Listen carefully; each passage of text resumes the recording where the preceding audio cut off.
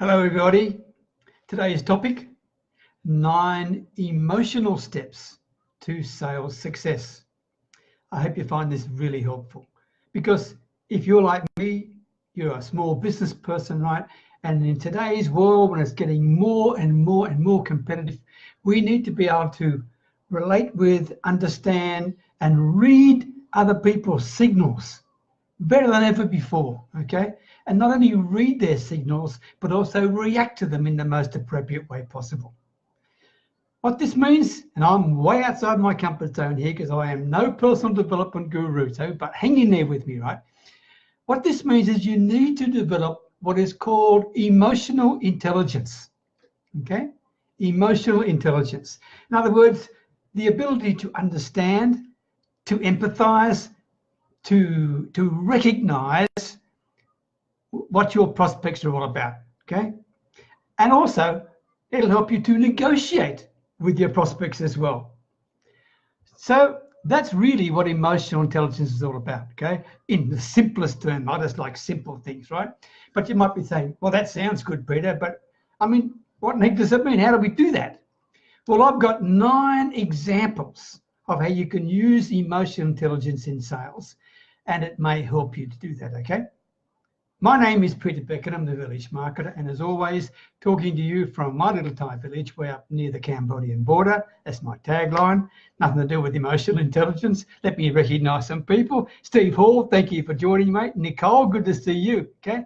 And Daniel Douglas, good to see you too. There's some others I've missed up there. My sincere. Michael Cook, Nicole Lyons, thank you very much indeed. I'll get back to you all soon. Okay, let's get going, all right? The first of the 9 emotional steps for sales success. 1, focus on feelings. Not just their feelings, but your feelings. Oh, thanks for the hearts. Not just your feelings, not just their feelings, but yours as well. Be aware of how you feel. Be aware of your current ability right now to pay attention, to understand and to listen to what your prospects are all about. So it's all right to say we need to be active listeners, but if your mind's not with it, okay, if you're not focusing on their feelings, you're going to miss a lot of the communication taking place with you, because communication is not just words, all right? So be aware of your feelings as well as their feelings, okay? And make sure you can tune in to your prospect. Very, very important. It's a very key aspect of your emotional intelligence, your ability to key in to their feelings. The second one, take a pause. Now, I've told you before, if you're talking for more than 60 seconds at a time, stop, for goodness sake, and get them back in the conversation. Otherwise, it's a monologue, okay? But more than that, you need to stop and think first. I mean, my father used to say to me something like, if I get this wrong, I don't know who quoted it, be quite frank, but some words to this effect.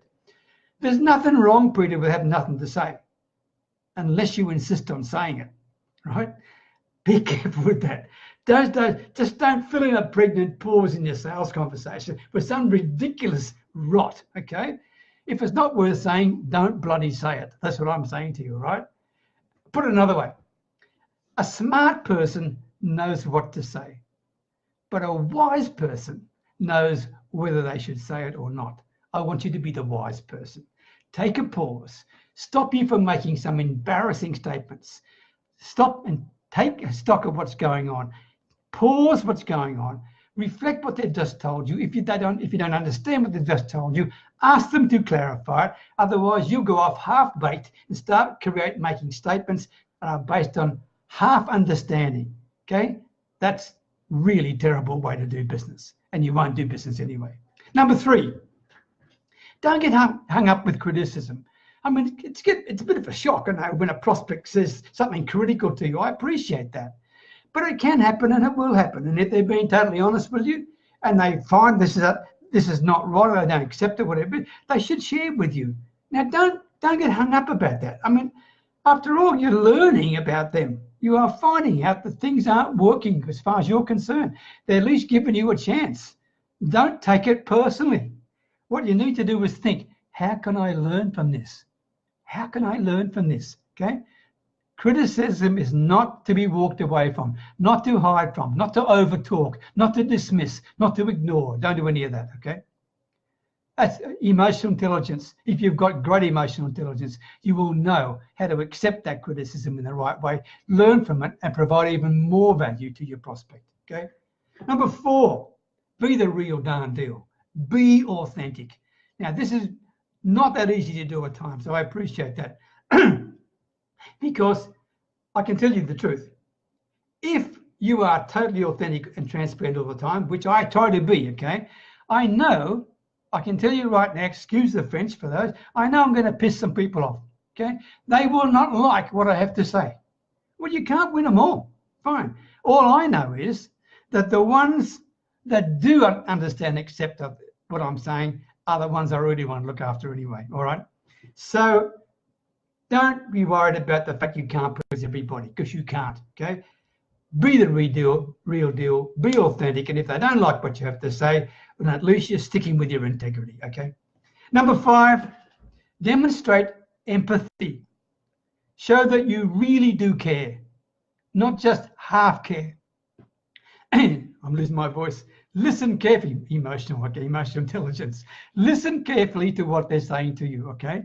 And empathy doesn't mean you have to agree with them. It just simply means that you know and show them that you understand them. That's what it's all about, okay? Whether you agree or not doesn't matter. But by the very fact of showing your understanding of them and then clarifying your understanding with them shows them real empathy. And that's truly a powerful bit of emotional intelligence for you. Really is, okay? By the way, not only that, it doesn't just build trust, it builds a respected relationship as well. Number 6, praise your prospects. Praise them if it's appropriate, okay? Everyone likes to be recognized somewhere, okay? And if your prospects are doing something, have said something or shared something that is worth being recognized, then please recognize them. Don't just wipe it aside. They've shared it with you, right? It's part of their experience, a part of their life, as part of the things that are important to them. So really, it's important for you to recognize that and to accept the fact that they are looking for some recognition, right? Do that. By the way, when you do that, you're going to help one other thing happen. When you're dealing with your prospect, what you're dealing with is their vision for the future. And as you start recognizing their small wins and recognizing some successes they've had, you're actually going to expand their vision potential. And that's what you're trying to do. That's the value you're trying to give. You want to expand their vision to get them to a point where they thought, wow, maybe I can really do this. And with Peter's help or Nicole's help or Steve Hall's help or whoever's help, with your help, I'm getting a bit excited about this, all right? So praise your prospects if it's appropriate. Number 7, nearly there. Number 7, give helpful feedback. Always. Be realistic, but give helpful feedback. In other words, make sure that the prospect perceives you to be someone who is helpful, not harmful. And to do that, be realistic, but give them the feedback without lying to them, okay? This is critically important. If there is some criticism you have, reframe it in a way that it's helpful, not being critical, okay? This is important. Number 8, second last one. Number 8, keep your commitments. If you say you're going to do something, we'll do it. Think of the last time you had an appointment with a prospect and the prospect didn't turn up. How did it make you feel? Not good, right? Not good. Now, there could be 100 reasons why, okay? But the bottom line is this. You set the lead. You be the person who sets the standard. You be the person who's reliable. You be the person who says, if I do something, I will do it. If I say something, I'll also do it, okay? Make a habit of keeping your word. Trust and reliability are key issues when it comes to emotional intelligence. And when it comes to success in sales, it's even more important in this world of increasing skepticism and distrust. And the last one, I kept this to last, but it is the most important one of all. Help other people and do it with unconditional support. Help them, okay? One of the ways to do that is to simply pay attention to them, right? Do not, under any circumstances, try to lecture, teach, train, cajole, whatever it is, convince people without trying to help them. And in fact, you shouldn't try and convince them at all, right? Help these people, get into the trenches with them, work alongside with them, get them to share with you what they're doing, what their challenges are, and why it's important to them, what they've found out before, what they've tried before, what's worked for them, what hasn't worked for them. Find all this, right? And when you do that, when you're working with them, every step of the way in terms of your discovery session with your potential client, wow, I can tell you, they will truly think this is pretty darn special, because you are demonstrating to them that you're not just prepared to listen and help, but you are prepared to understand and go the extra mile. And that is powerful, powerful, powerful emotional intelligence. By the way, here's to finish with 3 simple questions that you can ask yourself that can improve your emotional intelligence, right? And get into the habit of asking yourself, get a pen, write this down, you got it? Get into the habit of asking yourself these 3 questions if you're in some sort of emotional circumstances, whether it be a sales situation or not, okay? Write it down. The first one is, does this need to be said, right? The second one is, does this need to be said by me, right?